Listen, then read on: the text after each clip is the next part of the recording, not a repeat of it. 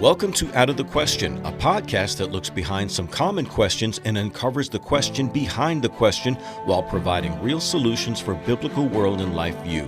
Your host is Andrea Schwartz, a teacher and mentor and founder of the Chalcedon Teacher Training Institute. Thanks for joining me again for this edition of the Out of the Question podcast. And today's question is, should everyone learn to be a teacher? Now, that may seem sort of odd, but I hold to the idea that in some way, shape, or form, we're always going to be teaching. And I have with me today Chalcedon President Mark Rushdoony, who began his adult life career first and foremost as a teacher. And I asked him to join me today to discuss a little bit about the whole idea of being a teacher and why it's good for people to learn how to teach. So, Mark, thanks for joining me. You're welcome, Andrea. It's good to be here. So, when I said you started your adult life profession, I imagine when you were younger, you had other jobs, but is it correct that your first occupation or profession was in the field of teaching? Yes, I taught for 3 years right out of college. I actually returned to the high school from which I graduated in Virginia and taught there for 3 years. I taught from 6th grade through high school, mostly high school, which was a difficult job for someone right out of college. I don't really recommend you start with high school. Why would you say that? Well, I was about 3 years older than some of my students at the time. That just made it a little more challenging. And junior high is actually a very difficult age to teach as well. The high schoolers will listen a little bit better. Junior hires very often are at the age where they're cynical and not even interested in listening. That's interesting. Now, a lot of the people who listen to this podcast are homeschooling parents, and some of them have had previous teaching experience and others have not. Do you think it's something about that age that makes the teaching process more challenging? Or do you think it has more to do with the experience of learning that the students have had, let's say, in elementary school? There are many factors, and it depends upon the teacher or parent, teacher, and the student. And homeschooling presents its own difficulties, I think, and part of it is that it's that attitude of, oh, come on, mom, or it's just dad. What are we doing here, really? It's difficult sometimes for students to see their parents as in a formal sense, especially if they've gone from a classroom situation. If they've never known that, that's not as much of a problem. But going from a classroom situation to a homeschooling, a lot of students just don't think it's even possible and it's not going to last long. And so they come into it with a negative attitude. Right. Now, one thing is true if you've done any teaching is you can teach, but you can't make other people learn. They're two separate dynamics. So with your experience, primarily in the junior and senior high, knowing that you come in with certain deficits, either people are going to compare you to previous teachers they've had, how important is it to learn your students yourself before you attempt to teach them? Well, all students are different, and it's important to try to figure out how your students learn, what their weaknesses are, what their gaps are, because it's a real inclination, particularly if you're teaching older students or if you have new students coming in for any reason that you're not familiar with. They may have huge gaps in their learning. I found this was particularly true regarding English grammar skills and math skills. It's great to want to have them excel at a particular level with other students, but if there are gaps there, it's important to understand what those gaps are, because those gaps can mean they're guaranteed to fail unless you backtrack a little and are willing to work with them where they're coming from. So Right. each student is an individual.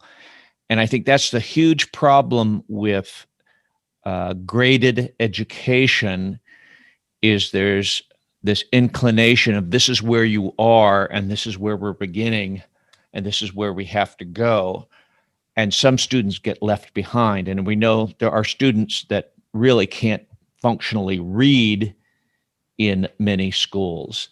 And yet, then what they are trying to do as they go through that graded school is figure out how they can get through by faking it. So the student is trying to accommodate himself to the system rather than the teacher really identifying the student's needs.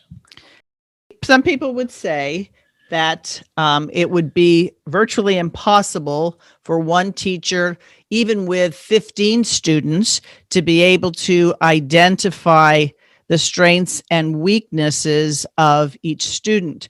And then you talked about a graded system.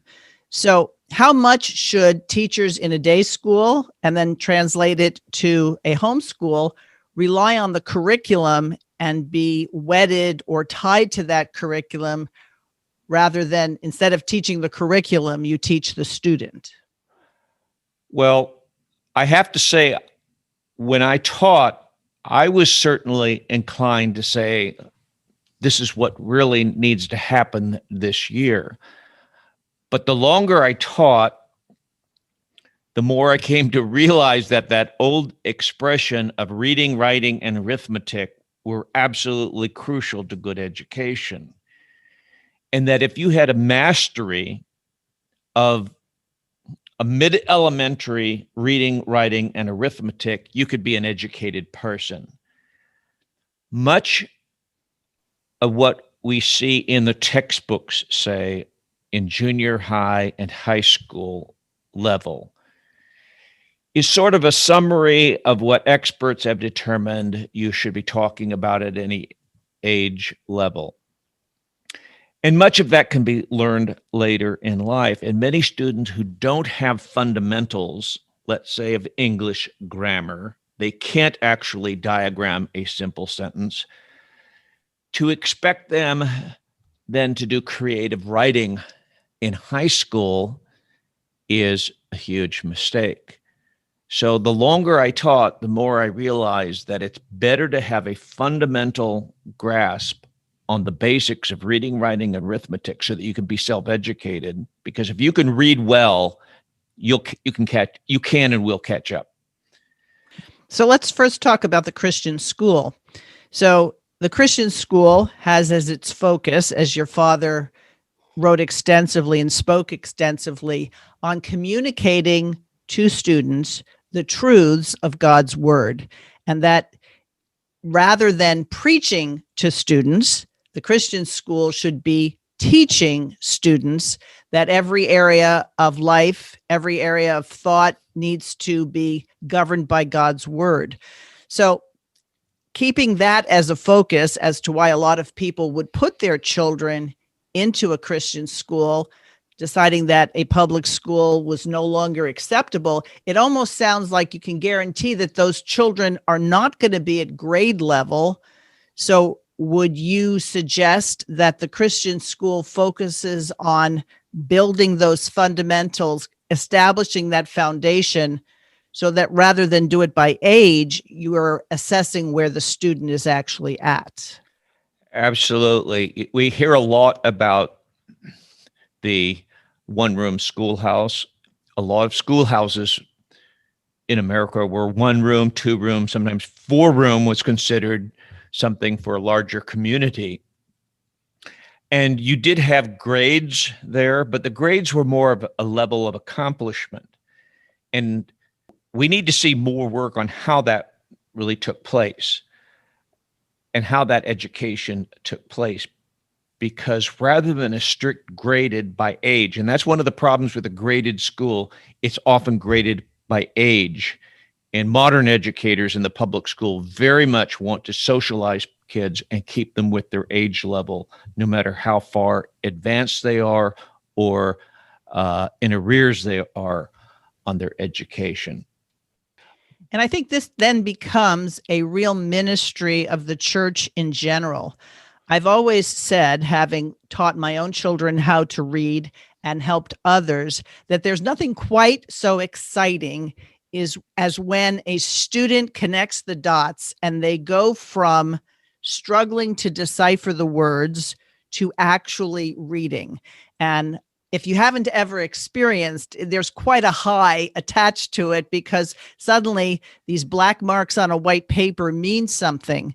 And I think that if people sought out within their congregations or their community of believers and made it their priority to help students who are struggling in this way, with the ultimate goal of being able to read the scriptures, that it's something that if you can read, you can teach other people how to read.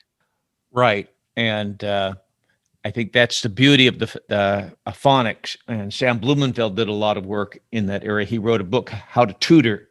We talked about the possibility when we reprinted it at Chalcedon, whether we should change the title. We did not change the title. It's really not how to tutor, it's how to teach. He explains why you teach things the way you do, why you teach phonics, why you teach cursive, which is anathema to many modern educators. And he basically taught the teacher why we do this. And then he did the methodology in his Alpha Phonics. You can learn how to be a teacher by reading his book, How to Tutor, and you have the mechanisms in his Alpha Phonics as to how to teach phonics. But you have to have the basics. And this is what's the problem is with graded education. And parents are very much leery of putting a child too far back in remedial work. They don't like the idea of remedial work. And they want the child caught up where they are, but that isn't always easy. And then too, part of the problem with the small school is you don't have the staff to do a lot of remedial work, because sometimes it takes one-on-one training. But adults can be taught to read in a matter of months if they are taught properly. It does not take years to teach someone to read, and tremendous progress can be made very quickly. I went to public schools until I was in third grade. We moved from a town that did not have a Christian school before I went into third grade. In third grade, I by the way, I was a creature of the Dick, Jane, and Sally books. It was that era when Dick, Jane, and Sally was everything, and I grew up with the Dick, Jane, and Sally. Now, a lot of people don't even know what that is today. It was sight reading, and you repeated the words over and over again. So you had stories that would read like, "Oh, Dick, see Dick run, see Dick run fast." And it was this over and over and over again, very simple words repeated. And there wasn't really much phonics. Public schools have always said they taught phonics, but they just have never taught it systematically. And so I grew up with that until I was in second grade, and I was very much behind. Now, by the way, I should add here, some students, if you teach them wrong, they'll pick it up on their own. I had a niece who learned to read before she went to school because her sisters taught her how to read, and she picked it up from her older sister, and she knew how to read before she went to kindergarten. Some people can do that. So even in the public schools, no matter how bad their methodology is, some people will pick it up. The unfortunate thing is many people do not. Well, When I went to third grade, I went to a Christian school, and I was in the lowest. They had combined class. I think it was third, fourth, and fifth grade in one classroom. And I was in the lowest reading level. But that was an advantage. Something like the one-room schoolhouse, they grouped people by their reading level, which was a huge help. Instead of being put where I was age-wise, they put me according to my reading level, which was quite low. And by the end of the year, I was in the highest reading level. I think one disadvantage I've always had from my beginnings is that I've always been a slow reader. So I never really was able to pick up the speed on the readings. Well, it's interesting that you say that, because it is true. There are people who kind of figure out the code. And it was even Sam Blumenfeld who would stress that intensive phonics builds the phonetic reflex, but that after a while, we all sort of transition into being sight readers because we're familiar on how to decipher the language. And I'm thinking of the fact that I come from a family that my father was born to Italian immigrants, and they learned to read in school. But the reality is that back then, and we're talking, he was born in 1911, there still had not been the full transition to the Prussian model of education. And he would often talk about it was in public school that he learned the Lord's Prayer. It was in public school that he learned Psalm 23 and the Beatitudes. And people were concerned that their children, not that they wouldn't maintain their language, so he spoke Italian fluently, but they wanted their children to be fluent in English. And so it was not uncommon to put children into the same kind of reading group or even speaking group that you're talking about. And as you said, they catch up. Today, we have people who are so concerned with self-esteem. I remember talking to a woman once who said, I want my child to be in 4th grade, even though I know age-wise, that's where, he would normally be, but he's really not up to there. So could you put him in 4th grade and just do the 2nd grade work, but I don't want him to feel like he's behind, as if somehow lying to a child is beneficial. Yeah, there's a great stigma, and that's one of the problems that you can avoid in homeschooling, is a child doesn't know the difference between a 5th grade curriculum and a 2nd grade curriculum. He doesn't have to be constantly aware of the fact that I'm in a different book than some of the people of my own age. Right. But regarding the fact that we are all sight readers, once we learn words, we begin to recognize them instantaneously. You've probably seen some social media of late that has circulated where somebody would post, I believe in mandatory vacations, but everybody would read it, including myself, mandatory vaccinations. Right. Because your brain wants to make that connection. When you see mandatory and that V, your brain says mandatory vaccinations. And people would respond to comments, I can't believe you would say this. I thought you knew better. And they weren't reading it carefully. And then you go back and sure enough, it says, I believe in mandatory vacations. But the brain immediately wants to make associations. So yes, there is such a thing as sight reading, but sight reading depends upon being able to sound words out. Ideally, what you want, and this is something I was told me a long time ago that I always remembered about phonics, you want a student to be able to read words they cannot understand. And that's a hallmark of a good reading program. I can remember someone telling me their child, when they were very, very young, they pulled up behind an ambulance in traffic, and the child read emergency because they were trying to sound out that word that they were reading, and they were mispronounced it, but they could read that word emergency even if they didn't understand what it meant or how it was normally pronounced.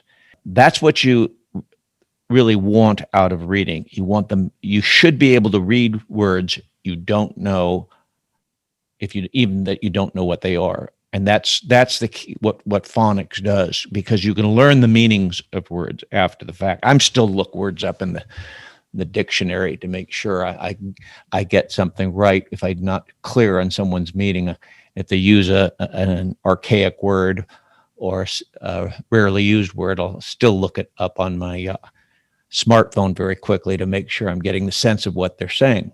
But right. I could read it even if I don't know what that word means or I'm not sure. Exactly. And I think so that we have the ability to read, the ability to figure out how to pronounce it. And then, of course, you want to focus on reading comprehension. And so good training in reading is to ask the student, okay, can you tell me what that means? And, coming back to it. But something that you said earlier about adults, many who are illiterate or functionally illiterate, do so much better than children because a lot of the adults have used the words that they're not able to read.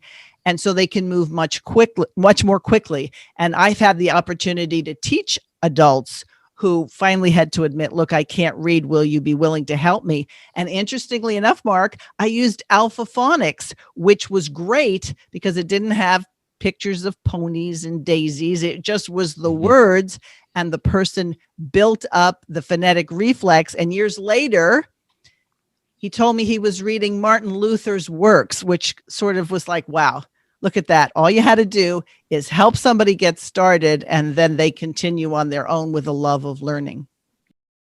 Sam Blumenfeld didn't like pictures because he felt it was actually distracted the child from what you were trying to teach. And they would guess. If there's too many pictures, the child wants to guess what the word is based upon the pictures. And so their mind is constantly going back and forth between looking at the picture and what this word is supposed to mean. And then they guess.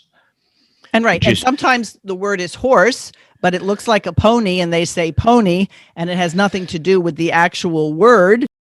And so the time you spend early on helping a child learn to read. Now, I have talked to people who've acknowledged not everybody can do phonics well, but that doesn't mean you stop trying. You might find other ways to encourage them to do it. But I think the takeaway here is don't lose the opportunity to build the foundation of the house. Otherwise, no matter how fancy it looks, it's not going to be stable or able to resist, the things that might make it weaker. Right. And there are some people who have different ways of learning, and some people have various reasons why they have trouble with one method or another. But phonics over the last few hundred years has taught many, many people how to read. And there's no other system that has done as much for as many people in the educational process as a strictly phonetic approach to reading. And one thing that Sam really made clear is that whereas there might actually be people who are dyslexic, in other words, reverse the letters, etc., when they're reading, by and large, it's bad teaching that produces dyslexia. And that if you teach systematic phonics along with teaching cursive, and some people might say, how does cursive help that whole endeavor? Well, people constantly say, well, my child doesn't know the difference between a B and a D and confuses them. Well, a B and a D in cursive look very different, and they're very unlikely to be confused. And as the child starts figuring that out, that translates to print work as well.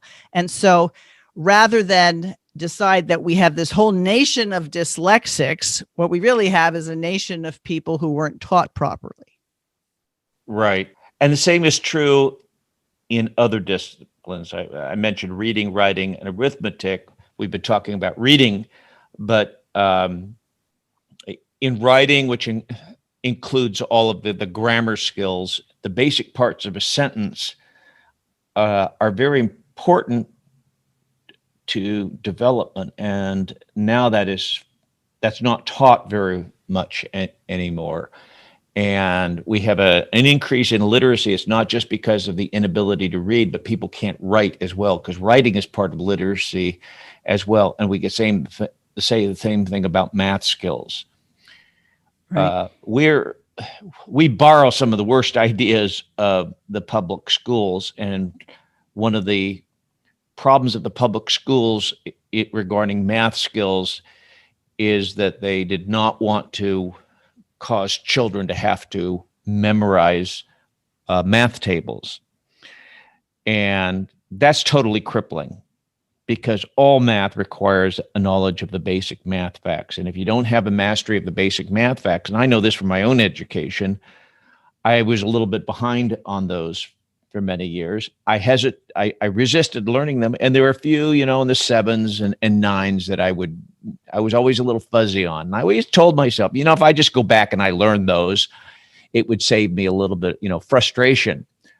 And it was really one of the most rewarding things when I was teaching school. And I taught in a Christian school, never had large classes. And when I taught in Chalcedon Christian School for a number of years, then I taught mostly a combined 6th, 7th, and 8th grade class. And I could group students there according to their math levels, because sometimes I get a new student in and they should be in a 7th or 8th grade, but their math skills were so lacking that I put them in with the 6th grade.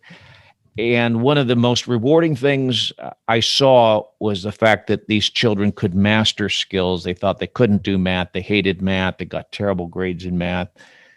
And they actually could do quite well in math. And once they got the basics down, understood a few things, then they could actually become quite advanced in math, because the concepts aren't that difficult, really.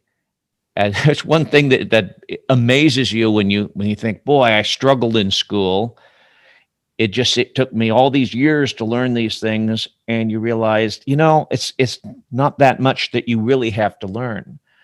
But part of the problem with children is they often aren't too cooperative in the desire to learn. Some students can pick things up in a matter of days that it takes other children weeks to really master. And that's an advantage of homeschooling, is focus on what they need to learn, not getting through X number of lessons to get there. It's funny. When my children, all of whom were homeschooled, when we would do sports, either in church leagues or Y leagues, they always wanted to do it according to grades, and people would ask them what grade they were in. And I'd always have to tell them, okay, this is the answer. You are in this grade.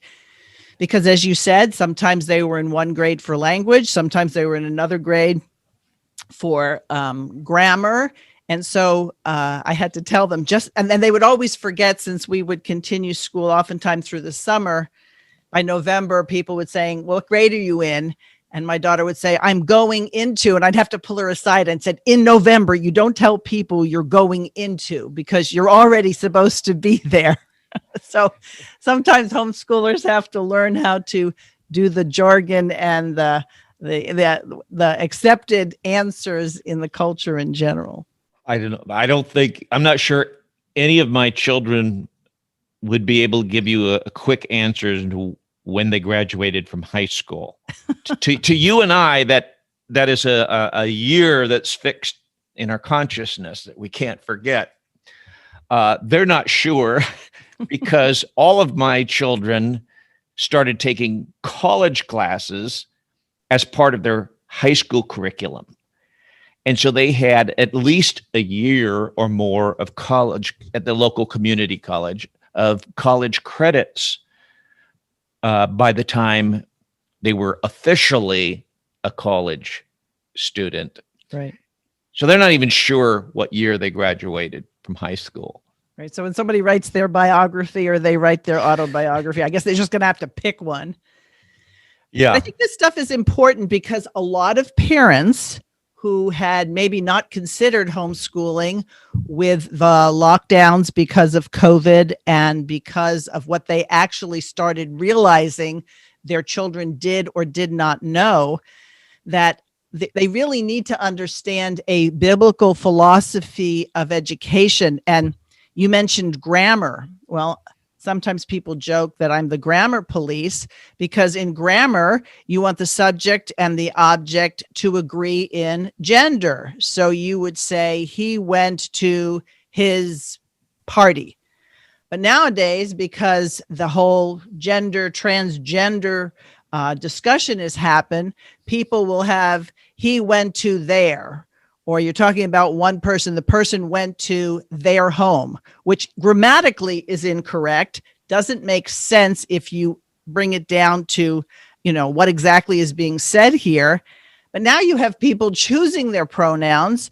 And some people think, well, it's no big deal, but it's a huge deal in terms of what things mean. And so parents need to learn how to teach that grammar has got to be consistent with a biblical world and life view. My principal, the owner of the school, the first school I taught at, told me that an attorney once asked his son to testify. His son was still in elementary school. And he said, there's a question of what this sentence and phrase in the I think it was a statute or something. What does this mean? It was in question. And they got this elementary school age student up there and says, if this sentence was given to you, how would you diagram this sentence? And so he diagrammed the sentence for the court as to how he thought grammatically this was supposed to be understood and what was subordinate to what, because that was at the point in question in this particular case. And that's the advantage of understanding the basics, because now this idea is that anything can mean anything you want it to be. I mean, we've done that with our Constitution. Modernists have done it with the Bible.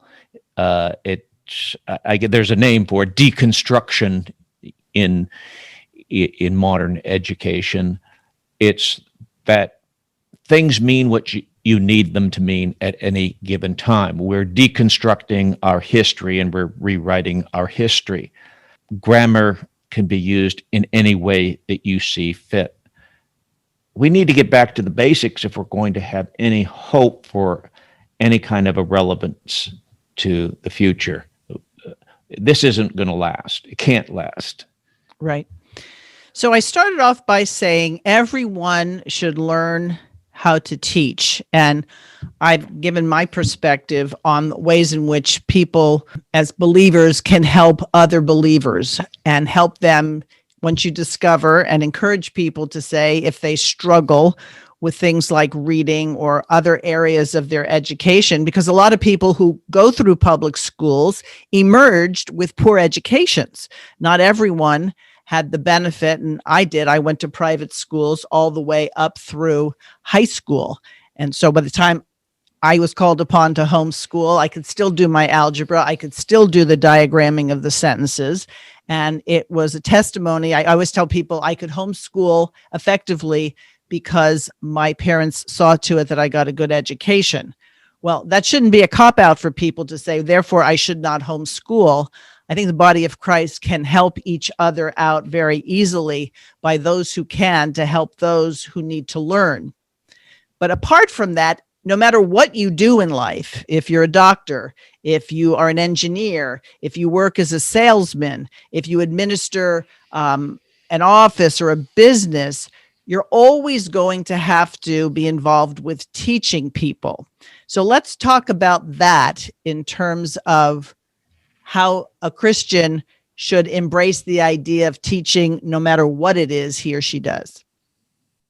Okay, well, teaching is something that's basic. In fact, I remember years ago reading that a tremendous amount of educational work had to be done by corporations when they hired people, that they had to do their own training, and that educational degrees and such were often used as a screening process because they said, well, there's a minimum accomplishment there, but they basically had to teach the perspective, the new employee, the basics of their new job.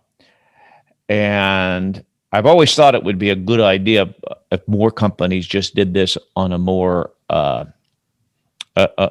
directly and more overtly in training people. And I think the faults of the public schools could be obviated a great deal if more large industries were able to do that in a systematic way, because this is the way people are practically trained. Well, something that's been notorious for a long time is that a lot of the computer courses that you take in school are taken by professors who are some years behind on computers because they've been in academics while the world of computers moves forward very, very rapidly. So if they're out of the new technology, even for a year or two or three, they're what they're teaching in the classroom is already outdated. So that's an area where industry can be far more advanced than any college can in their educational activities.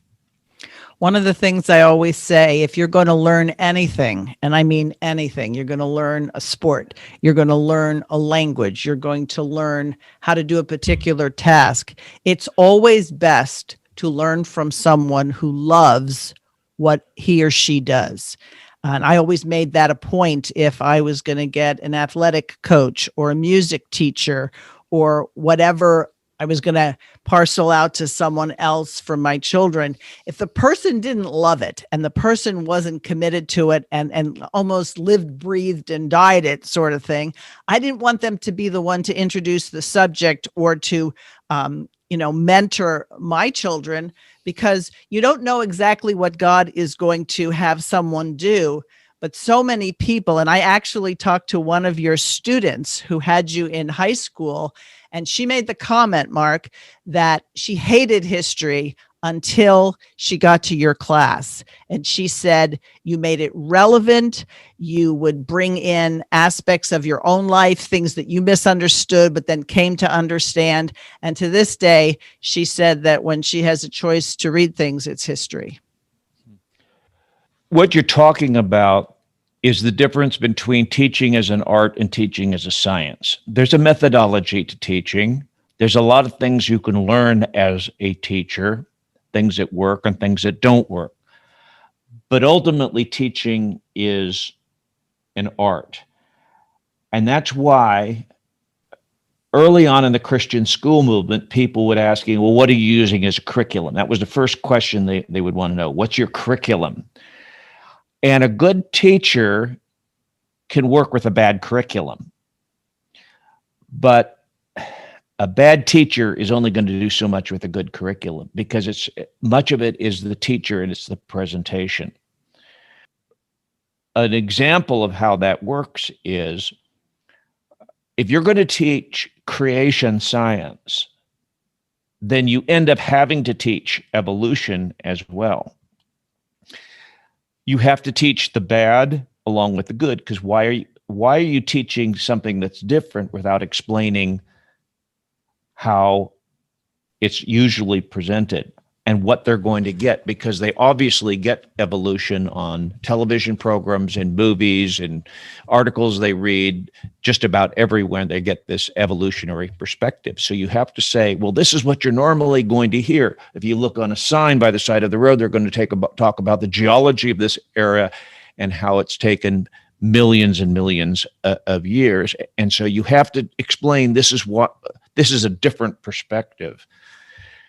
And it's not just the methodology. And this is one of the problems that we have with a lot of people thinking that if the right curriculum is going to make the difference, it's not. And you have to just connect with the student. And sometimes that's very hard and sometimes it's not, but it's and students are different. And I've had some students that have just frustrated me to no end. I still wonder about some of my students as to what they ever got from my classroom, because they really resisted learning, and some of it was character factors. Like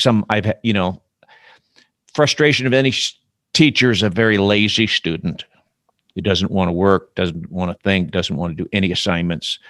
That's very frustrating. But you have to try to understand your students and where they're coming from. And that's why a lot of times when I taught, a lot of people probably wouldn't have been impressed with my teaching style, because when I had a small class, sometimes I would only have 6, 8, 10 students. I would sit at my desk and talk to them. And it's the same thing when I preach. I don't get really pompous when I preach, and I don't speak too differently to a group than I do to an individual, because I'm trying to communicate. Right.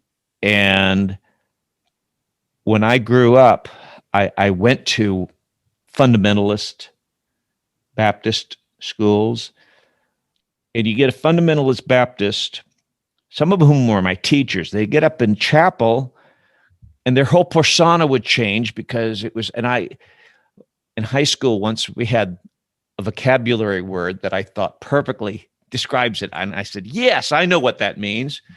And the word that we had in vocabulary that was histrionic. They were histrionic, artificially dramatic once they got in the pulpit. Some people like that style. They expected of preachers. I just didn't think it was a very good method of communicating. Great. And I didn't think a real formal style in the classroom was particularly helpful either. So I just talked about the things in their science book. I talked about the history and the fact that this was someone's life. So I'm not sure if I was a great, history and science teacher or not, but it had to be genuine. It had to come from my personality and not be artificial. And I hope I at least accomplished that. Right. Well, I can tell you that some of the adults who were also teachers or administrators had told me that they would often stand outside your classroom and listen to your history lesson or whatever you were, talking to your students about, and they loved doing it. So you might not know that happened, but apparently it did, and more than once. Well, I'm glad. I think I also got in a little trouble with some people, though, when they thought that my history lessons were sometimes touched a little too much on current political issues. So I'm not sure I often walked that line carefully. I did try to make them relevant, but when it came to history, I think liberty and the preservation of liberty is an important theme, and I probably came around to that a lot, maybe a little too often. Well, I don't know. I guess we'd have to talk to your students and find out where they are today. But, we're coming to the close of our time with the Chalcedon Teacher Training Institute, which started back in 2008 as a way in which to help homeschooling families learn how to teach. And of course, I would always start them on your father's book, The Institutes of Biblical Law, because if you don't have a solid foundation in the faith, you're going to have a difficult time teaching any subject. But I've recently pursued the idea of students who are done with their high school curriculums, whatever they finished. And sometimes their families are not ready to have them move into a college setting, that it would be a great opportunity for Christian schools to have some young people come in and get the opportunity to teach and interact with students, and maybe be those people that would help get those students that are struggling up to speed. And I've always thought that homeschooling students would make excellent tutors because they have such a good foundation. And then on top of that, when a lot of parents suddenly were now in charge of their children's education, there were all these ridiculous memes on, I'm homeschooling. It's a good thing I have my third glass of wine. And what those people were doing wasn't really homeschooling, because homeschooling is so much more of a lifestyle than it is a 9-to-5 kind of thing. But that at Chalcedon, we're interested in helping people who want to learn how to do that. And I would say to anybody who's listening who says, I could use that help, you go to the chalcedonteachertraining.com, and there's ways to contact me. And I have not only myself, but there's a lot of other homeschool veterans who would be very willing and are very able to help in that pursuit. So I hope we can do a lot to help in that regard. Great. And you mentioned student teachers and such. One of the important things I think in my upbringing that I came to think was very important was that periodically we had to get in front of the class. It may have just been to stand or come to the front and recite your Bible verse or something. But that gives a student a hugely different perspective when they're standing in front of people. Then they get so accustomed to being behind a desk as one of just a number of people that they don't learn how to address people. It can be something as simple too as if a good reader reading to younger children. But learning how to teach and learning how to communicate to other people, or at least in front of other people, such as reading a composition to a class, is very, very important, because a lot of people get to adulthood and they've never stood in front of a group. I have a friend who's an attorney, and he said if he had to do it over again, he would take many more speech classes and even go into some drama clubs and act in plays, because he said you'd be amazed at how many attorneys do not want to go into the courtroom because they don't have that experience. And those are the ones who usually settle cases out of court. And the ones who have had that experience are less reluctant to pursue all avenues of helping their clients. Yeah, a lot of teaching is just communicating, and that's part of something that you have to learn to communicate in a different context, not just saying something and answering something from your desk, but in front of a group. And learning how to, if one way isn't working, that to find another way. And I often joked and said with my first two children, who learned things rather quickly, I had this idea that I was a great teacher. When my third came along, she didn't learn the same way her older brother and sister did. And that's where I became a teacher. And interestingly enough, when it came to who could retain things better, because I had to put that kind of emphasis with her to make sure she understood, she retained things that I later discovered with the older two. I had to bring them back because they got good at pretty much parroting what they thought the answer should be. And so I had to learn how to discern whether my student actually understood or had just figured out a way to, approximate an answer, and that was going to be good enough. So learning to be a good teacher is a real growing experience, and it helps you in a lot of ways to be a good evangelist, because if you're talking to someone who's not of the faith, what are you going to do? You're going to teach them about Jesus Christ and their need for salvation. Right. Well, thanks, Mark. I hope we have inspired some people to look into the idea of becoming a better teacher. And I have to say that as someone who's worked with you for decades now, the exposure you had to teaching other people and appreciating the extent of your father's work has made it so that you realize how important it is to keep his work in print for a generation of people who want to learn. And so I know I'm not alone in being very grateful for how you've stood at the helm of Chalcedon. Thank you, Andrea. All right. Well, listeners, thanks for joining us again. You can always reach me at outofthequestionpodcast@gmail.com. Thanks for listening to Out of the Question. For more information on this and other topics, please visit chalcedon.edu.